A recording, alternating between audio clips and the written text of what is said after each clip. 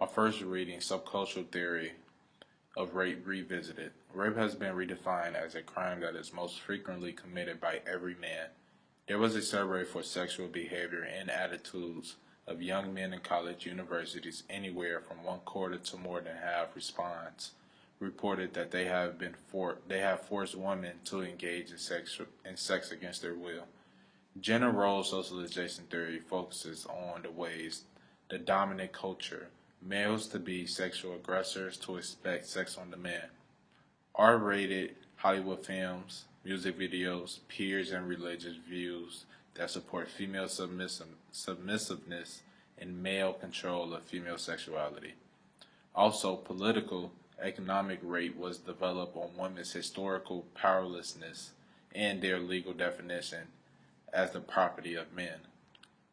For my second reading, I chose a choral of rape, a choral for Black women voices. This reading showed how Black women do not have a voice in the society we live in.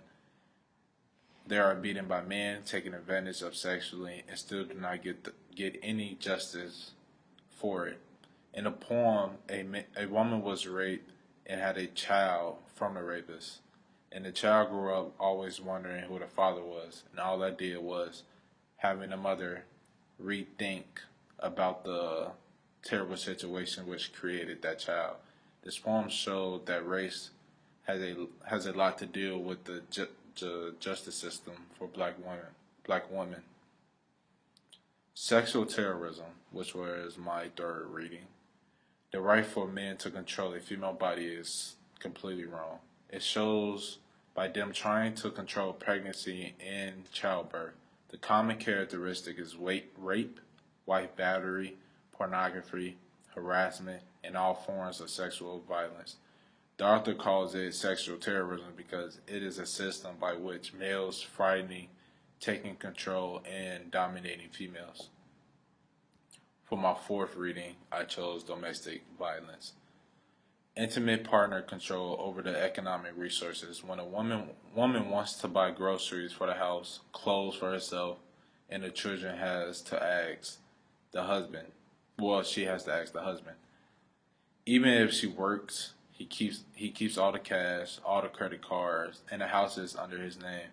This is looked at as male privilege because he is the man of the house and feels as though should have control over everything that they have together. He used children to humiliate the wife. When confronting her, either it's verbal abuse or physical abuse, and also have the children present, or even threatening to take the kids away from her because he knows that will hurt her. Then you have emotional abuse, calling her out her names such as stupid, ugly, or lazy.